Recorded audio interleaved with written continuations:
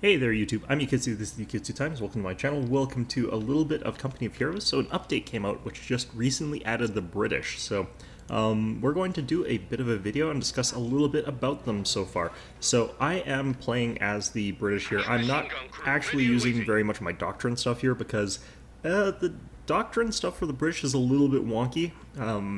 Like later on you can get stuff like the Aver, which is extremely powerful. You can get the commandos relatively early on with the commando regiment doctrine, but they don't seem to actually get very many units from their doctrines, and they don't seem to have very many interesting abilities that I like using as much as other people. The British rely very heavily on their sort of upgrade paths that don't necessarily work in a linear fashion rather than their doctrines, and I think that that's sort of a little bit peculiar, but also sort of is kind of an interesting way of going about things. So you'll notice right away that I've got an infantry section, and I've backed it up by starting off with this Vickers heavy machine gun here. The Vickers costs the same as the infantry section. They're both 280 points, which is a very high cost. One of the interesting things about that is that because they cost so much, it's sometimes a good idea to just get the Vickers right away so you can kind of control a little bit of territory, because you're almost always going to be outnumbered in the early game. I've gone ahead and gotten a Universal Carrier just because it's a slightly cheaper unit than the other. Let's go ahead and actually remove the Fog of War here. So we are against the Wehrmacht, which is the basic Germans. They've also opened up with a basic machine gun unit, and they're opening up with a scout on the left flank, their right flank with their pioneers. Now, because I have so few units, it's a little bit more difficult for me to capture points and scout out units than it is for him. I've got 2 infantry units, he's got his 3, and I've actually got my third one being developed here. It's a second machine gun unit. They're just very expensive, they're very difficult to do. But this is also going to give me a little bit of control. The Universal Carrier is actually very heavily armored for a Tier 1 carrier unit, unlike the OKW's starting Kubelwagen. And I've also got my units pushed up here, so I've got this machine gun in a good position here to stop these guys from capturing this. Of course, my machine gun's actually not firing at these guys, but here it goes, starts firing it now, which is fine. This unit is going to get pinned pretty quickly. With the addition of cover for me and the addition of this Universal Carrier, I'm going to be able to shred through them pretty quickly, pretty easily. And they're forced back, so that's fine. I don't really want to pursue there just because this isn't the most durable of the things, so I'm going to send it over there. But at this point in time, I've increased my unit size. You'll notice that the infantry squad for these guys is 4, but they've got the ability to take the rifle sections. This hasn't actually taken any damage, to upgrade to 5 men per unit. Now, any unit that I build from them from this point forward is going to have 5 members, so it's one of those things you don't necessarily want to start building rifle sections right off the bat. You might want to get that upgrade first. Here we've got ourselves a bit of a standoff here. I've managed to kill one of them, and I am going to get these guys pinned before they can actually destroy my machine gun or close the gap with them, so that is perfectly fine. They're going to start putting their force over to this side instead. I'm going to probably move this machine gun, I think, is what I do. But in any event, I've got the Universal Carrier here regardless, so he can't really easily flank me there. This machine gun here, not looking the right direction. But yeah, the Vickers, as you can see, has given me a little bit of early control despite the fact that I've got a very small number of units. I've decided to move this Vickers back to here. This unit of infantry, extremely good, but they still aren't going to be in a great position against something like this machine gun. They will hit the dirt pretty soon, if I recall. And the fact that they were able to pick one of those off before they ran off without taking any casualties is good. I managed to run these guys into this building over here without getting flanked by these guys. I saw them coming around the flank. I didn't think I'd be able to set up in time, so I instead just opted to pop them in the building and send in the Universal Carrier to try and clear them off. It's been upgraded at this point in time with the Vickers K-mounted variant. So that ends up being a little bit better. They do unfortunately Panzerfaust it, which does a lot of damage to it. And I will not actually be able to get out of here with this vehicle, but it is able to force this unit back. They are able to capture this point before I can do anything about it, but they are still going to start taking quite a bit of damage from this Universal Carrier, which is quite nice. I've gotten my engineers. I was hoping that I would be able to repair this vehicle before it got destroyed, but you're going to notice that he's sneaking up with a unit of these pioneers over here, and unfortunately I don't get this guy back fast enough, so it is going to get destroyed. However, this unit of machine guns is going to move into position. We'll be able to do a decent amount to stop those pios from getting too much further forward. My riflemen here, of course, are going to be able to push these guys back as well. It's just that the flamethrower actually does pretty good damage to the universal carrier, which can also be upgraded with the flamethrower.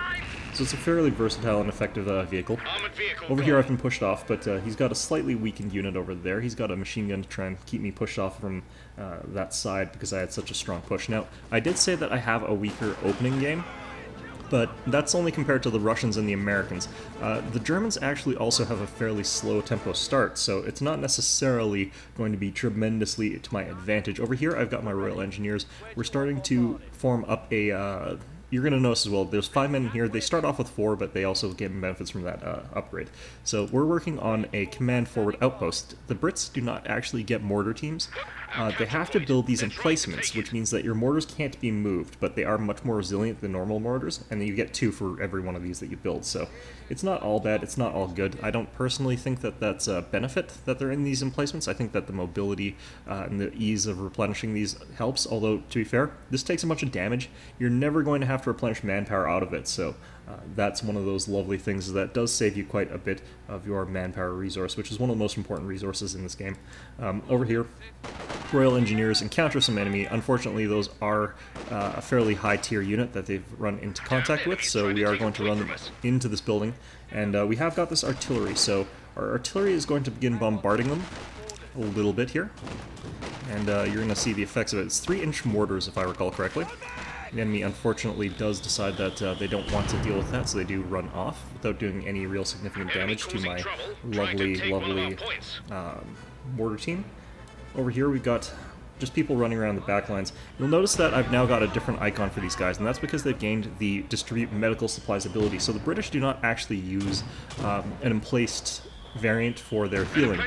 Their troops actually gain the ability to heal units by just using those. If they're standing still, they can do that. So this is the thing. I got a direct hit on my mortar emplacement, which normally would cause a couple casualties, and then I would have to use my abilities, or I would have to pay to replace that, which, you know, that's fine. There's nothing wrong with that.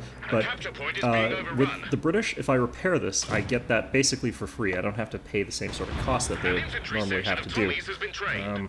So over here you can see that. You're starting to see me building a few more Tommies up, which is the basic infantry.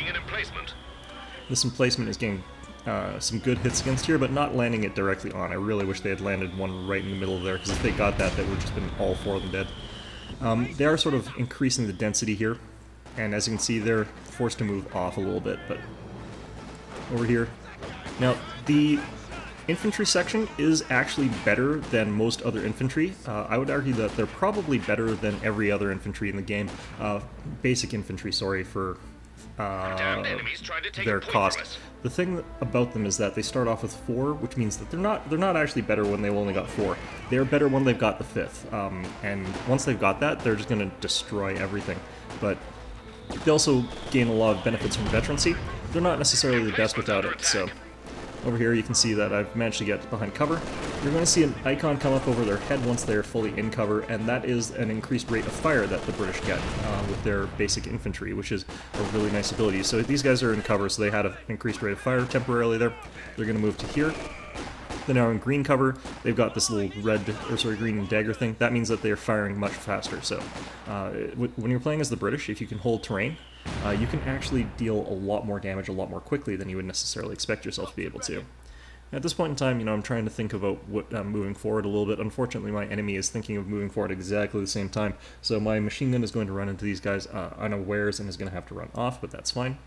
Now, because your units are so expensive, you do have to be very, very careful about unit preservation, and unfortunately I'm not that careful over here, which is, at least the unit does make it out with the last man standing, so that is okay. I do manage to rush my Royal Engineers over here just in case he tries to do anything too buggery, but I mean, he's got 4 men in there that are extremely dangerous, in low health, so they're worried a lot about losing that last man, last little bit of health on each of them. So I do make it back here.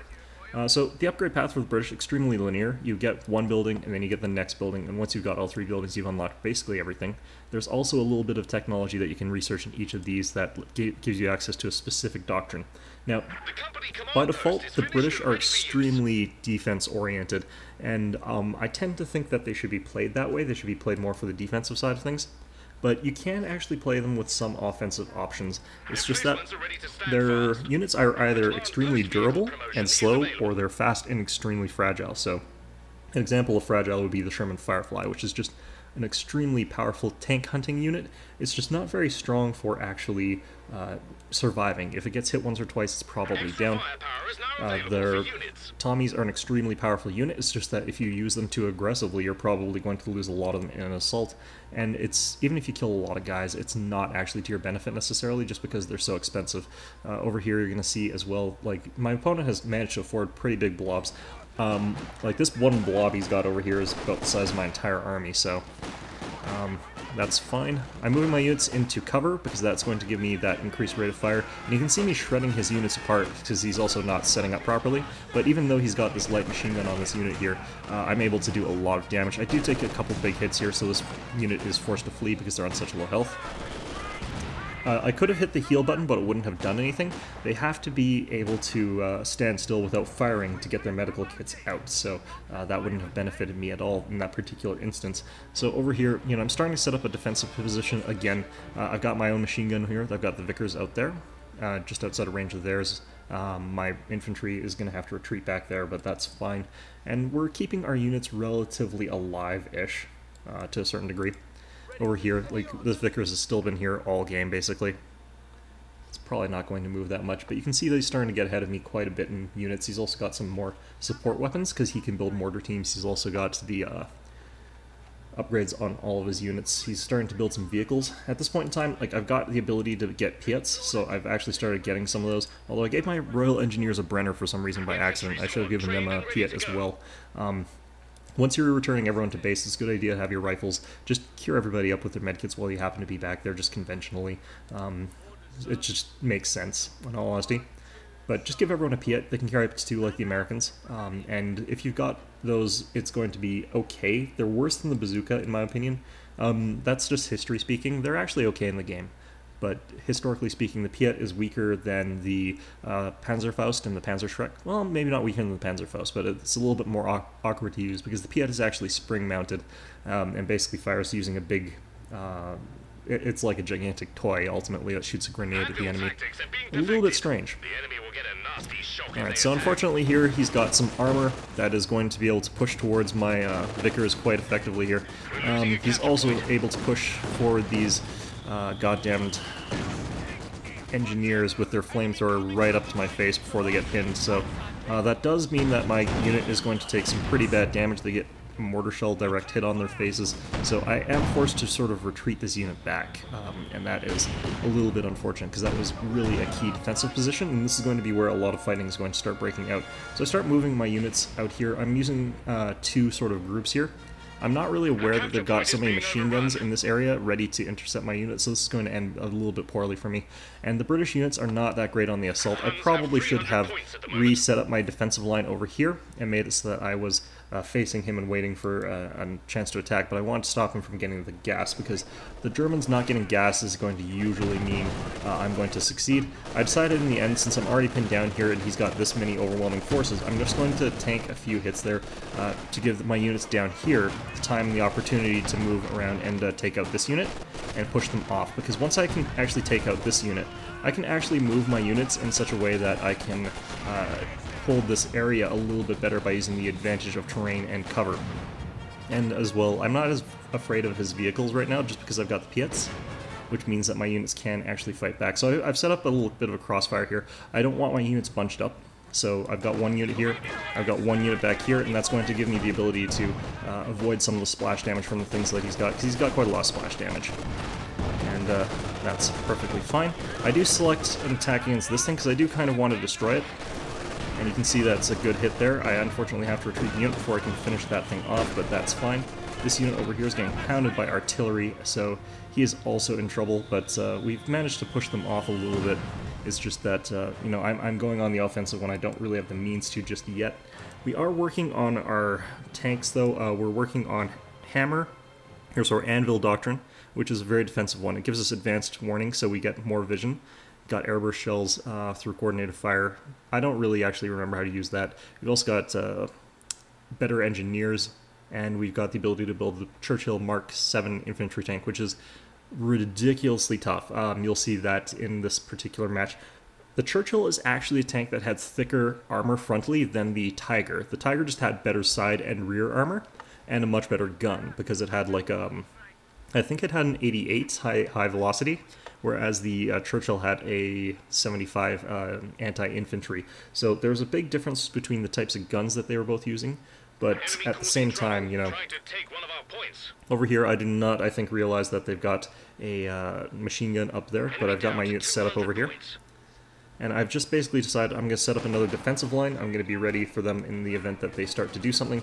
Over here, the Vickers is still sort of nailing these guys that are over here, and they're locked into a place where the artillery can just splatter them. You do actually gain veterancy with your artillery, even though it's kind of this weird, whatever, but yeah, the weird emplacement sort of thing. Unfortunately, he did decap that, so... Alright, so at this point in time, we've now gotten ourselves some shots, and he's moving forward again into these capture points that I've already taken, that I've just got this defensive fire set up to look at. I don't actually have to be on the point, I just need to make sure that he can't get onto it either, so that's perfectly acceptable. Over here I ran my infantry forward a little bit and had to retreat. One of the things that I haven't done yet is I haven't really trained grenades. I just don't think this is a great map for it necessarily. Over here I built my Churchill. The Churchill is a real tough tank. Like, it is almost impossible to kill. I think that the 88 can knock it out pretty quickly, but other than that, you're looking at a tank that is just going to survive anything you throw at it, basically. And at this point in time, I've been preserving my units well enough that I'm starting to get a pretty decent roster of units here. And my opponent, well, he's got a decent roster of units as well. He doesn't have quite the same sort of level of quality necessarily in what he has. Like, he's got his anti-tank gun, and he's got his little wagon thing there, but he hasn't got anything like a Churchill. My rifles are a much more expensive, more powerful unit than his. And the only thing that he has that really matches me is the... Oh, this is going to be fun. Pop. So, one of the interesting things about the Churchill is that they can lean out of the thing and just toss a Mills bomb. So, anytime the infantry kind of gets a little bit cheeky, you can just pop a Mills bomb on them from close range, and they'll do a fantastic job there. Over here, we've managed to get our Royal Engineers up in position. We've got our infantry section up here firing at these guys. They're firing their Piat as well, but Piat's obviously not very effective against infantry. One of the interesting things about it is that basically is just a rifle grenade launcher in a lot of senses. Unfortunately, I'm locked down here. Fortunately for me, he does decide to move off, so that does give me an opportunity to rally up this unit. Now, I've got 4 men, which is not a full squad, but I've got the ability to heal these guys up, because they're at half health. That means that I've got a lot of people who are on low health in this unit without actually being wiped out. He's building tons of anti-tank here, and the reason that he's doing that is because I have got the Churchill, and it is ridiculously hard for him to kill the Churchill using the armor that he can afford, because he doesn't have any fuel income, as you can see over here, and he's going to sort of have enough to limp out a tank pretty soon. I think that he's actually going to be building one fairly soon, but he doesn't have the ability to build a really good tank, and that's starting to wear down on him just a little bit. I've been forced to retreat a little bit over here, just because you know, they're under artillery bombardment. You don't want to be under artillery bombardment with these units, so just move them out of there. I did build some mines over there, and I've decided to retreat my units back. The Royal Engineers in particular I don't want to lose, so they're retreating quite early. These guys, on the other hand, I'm going to have them just hold the line a little bit, look around for opportunities to fire, or opportunities to do anything. Over here, you can see that these guys... Unfortunately, I don't think that they hit the mine. Actually, they do, but it only takes out one of them, so, you know... And I do have to retreat them just because I do not want to be fighting in the radius of their flamethrower. Alright, so here, again, he's rushing a unit forward. In 2 units, fire, and I can actually bombard them with artillery as well, so this is not going to go well for these guys. They're going to be forced to retreat before they can decap the point. And they get out just before I can kill the unit, though, so they're actually okay. Over here, I'm getting bombarded by artillery, so that's not fun. But on the other hand, this is one of the interesting things about the Churchill. So I'm moving my tank into their lines here, and I'm just going to chuck a Mills bomb onto this thing. I think. I remember, yeah, there we go. Pop. So now that I've done this, my opponent can't really hold this point with the infantry that he has. My unit's quite weak as well, so I do have to retreat it back as well, but yeah. One of my infantry also got wiped out. I think it was my machine gun over there, which we're still getting pounded by that artillery. I was hoping that would stop, but whatever. Yeah, so over here, these guys getting taken out by the Churchill. Lovely tank. It's not my favorite tank, honestly. The actual tank in the war had very, very thin side and rear armor. It's just the frontal arm was nearly impenetrable by anything that the Germans would have had. So these shots would have just ricocheted off the front armor of it, which is like 155mm. By contrast, I think the Tiger had front armor of 122mm, which is obviously significantly less than the Churchill. The problem is that the side armor is only, I think, 50-something millimeters or 70mm or something like that. It was a lot thinner. And still, you know, it's a very, very durable tank, despite that. Very good. Alright, so we're moving around with these infantry, and at this point in time, like, I've lost a couple of units here. Just, it looks like, I think, machine guns, mostly, and one of my vehicles, of course, early on, but we haven't really got the same number of units that they have, and this is going to still be me having an advantage with the amount of units that I have got. The fact that I'm gaining a pretty good veterancy. He's got a really high veterancy mortar team, but, I mean, that's not really that big a deal for me, and I'm starting to get a Sherman Firefly. He has finally gotten his first tank. It's a Panzer IV command tank, so that means it's not actually that good for the particular role that he's chosen. The reason that it is probably a good choice is that Panzer IV command tank can increase the efficacy of all of these heavy Pack 40s, so that's okay. I've managed to pick at the Panzer IV command tank a little bit with the Piet, but the Piet is not a great anti-tank weapon. If it does actually hit, it should be about as good, honestly, as the other guns of its type, but the problem is that it's much shorter range rather than its hitting power. The hitting power coming from the fact that it's a heat charge, not the fact that it's A Firefly is ready to give someone a yeah. bloody nose. The Firefly, on the other hand, has a 17-pound gun. It is the Sherman, the American variant. You can also upgrade it with these 60-pound Tulip rockets, which are extremely good. That's a very, very powerful upgrade. You can also give it a tank commander. This turns it into a command tank. It's very similar to their command tank. Their tank is taking a few shots from my stuff here. I've managed to actually get into a good position here, but you can see my Churchill getting pegged by a few shots here. They've also popped smoke here, which is giving them cover, so I can't really retaliate against anything other than these Panzergrens and, of course, their tank. But they've thrown it. Yeah, like, I've built a trench here, which is a pretty good fortification. It's about the same as being in a building, with all the benefits and all the disadvantages that can come with. So my unit actually needs to bail out of it, and you can see that I do, before it gets destroyed. And the reason is, of course, that if your building gets destroyed, the entire unit basically gets wiped out. So we took out the entire unit of Panzergrens. It would be nice if I had a better call-in artillery strike at this point in time. I think there actually is one from our command center, but I just was not actually using it. You might notice that there's these 25-pound howitzers in your command section, and you can actually call those in for firefights. So at this point in time, though, I've got my Firefly. I need to bring this into the fight, but I'm not paying attention to it. Fortunately, he does walk his guy in front of the Sherman, or sorry, the Churchill. And a Panzer IV is not up for the task of beating a Churchill in a head-on fight. It's just that he's got all this other stuff to go along with it. So, you know, not ideal. Over here, those guys have buggered off. And unfortunately, my guy has taken quite a lot of damage. Fortunately, I have got this guy set up, so I can actually take out these things quite effectively, keep them pinned down, and more importantly, you're going to see some artillery fire heading in here, which is going to basically take these guys out pretty quickly. So at this point in time, I have got my Sherman Firefly. I was not paying attention to where it was moving, so it does run into a lot of fire. It does take a lot of hits. But we do not actually kill this, and we do not lose our Firefly either. We do back it out in time. At this point in time, I pop my Doctrine ability to heal all my vehicles, which is a pretty decent ability if you happen to be going for this sort of Doctrine. But honestly, we haven't been using really much of our abilities from this. Yeah, so vehicle crew repairs. You can see we're pounding these things a little bit, but that's not really intentional. It's just that, you know, yeah, that forward position got destroyed just because, again, I don't really care.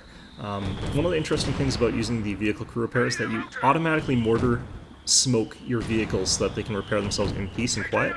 So my Churchill is covered in smoke, my Sherman is covered in smoke, and like, yeah, I just don't have to worry about them attacking my vehicles while I'm trying to repair them. These guys are getting absolutely plastered, so they have to flee before they can take that out, which is good, especially because we got another one of them before they managed to get away. Alright, so this is one of those few times where I wish I had some commandos. I start taking some territory over here just because I figure it's probably relatively undefended. At this point in time, I've got my Churchill back up and running. If I recall, he's calling in the railroad artillery strikes here. So I do need to retreat with these guys because they will get completely wrecked by this. Yeah, that's the rail artillery. Yeah, I think that's something like 300mm shells or something like that. Absolutely ridiculous stuff to get hit by. You don't want to be messing with it. So we had to retreat our units. Unfortunately for them, my Sherman Firefly back up to full health, and my Churchill pretty much perfectly good to go. It's right over here. So they do actually take a couple hits over there, nothing too serious. My unit, unfortunately, does get plastered a little bit, but it does give me the opportunity to start rushing in with my Royal Engineers and my Churchill, more importantly. My Firefly, I'm still, again, not operating fast enough here. I'm going to get it around and start shooting at the back of these this Panzer IV, because taking out this Panzer IV is supremely good. You can see that big hit. He hits the sort of forward glasses, and again, like, he's got a very small caliber gun on the Panzer IV command tank by contrast to normal, and I wipe out that vehicle pretty quickly. I'm trying to use the grenade rush here again, but unfortunately I failed to use it properly. I keep canceling it, which is something you have to worry about a little bit. But unfortunately for them, it doesn't really matter, because this thing is unkillable. I do lose the entire Royal Engineers, though, which is unfortunate, but yeah. Yeah, so we're still firing at them with my Sherman Firefly, though, and we're going to continue firing at them. I get Panzerschrecked in the rear of my Churchill, which is very, very bad. We have taken out some of the units here. I do need to take out this one still. I still haven't thrown my Mills Bomb, so I'm trying to, at this point in time, get that Mills Bomb down on this thing. But with the damaged engine, it's not necessarily that easy, but you can see that I'm taking the shots from this Pack 40, and it's not doing anything. Like, it could just be... Yeah, here you can see the guy coming out of the hatch, throwing the Mills Bomb. Finally do it. And I finally try to get out of here.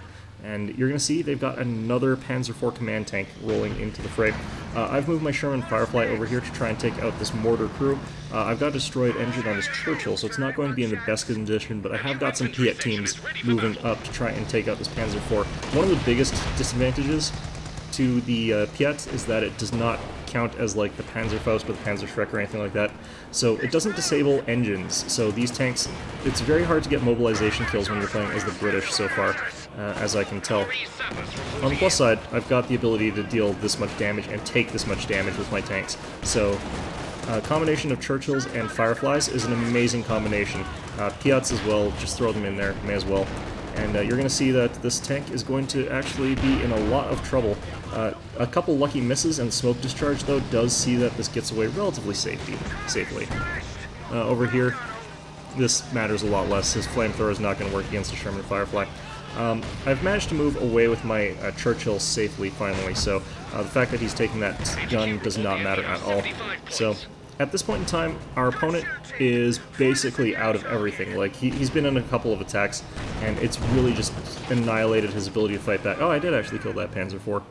But anyway, yeah, that's the British forces. They're very, very powerful once you get that sort of later game. I mean, if we look at this unit over here, look at its third veterancy thing, they get their... They get ridiculous upgrades in terms of damage, squad survivability, improved sight range while in cover. So, I mean, you end up with these very, very effective, powerful units once they're fully upgraded to stand behind a wall and just dish out pain. And not only that, but when they've got these Piats, they're actually pretty versatile in that they deal some okay damage to vehicles, which... You know, I think it works out better than the Americans in a certain sense, because you don't want necessarily the Americans with a bunch of bazookas running around, because their infantry is so light that they usually get wiped out in huge droves. The British infantry is not like that. They can stand in a line there and expect a bunch of tanks to come barreling down at them, and actually probably fire off quite a good number of Piat shots at them. The Sherman Firefly works pretty well with them as well, just because you keep it sort of against tanks only and just make sure that you're not getting anywhere near the fray. And the Vickers machine gun is just... I love this cone of fire. This is such a huge cone of fire. It makes it very, very effective. Not only does it have this, but it has almost like the Russian MG42, I think, level of killing power. So it's a very, very powerful gun in not only area control, but it also causes a lot of casualties. So it's a very, very effective machine gun by contrast to the ones I've used before. Very easy to access, unlike the American one. And of course, all of these combined make them very, very good at that defensive turtling game. On a map like this, I think they're a little bit weaker than they would be on a very more constrained map, because you want to be defending with them. And trying to defend large areas is a lot harder as the British. But yeah, that's our game. I hope you found it enjoyable, and of course, as always, I hope to see you all next time.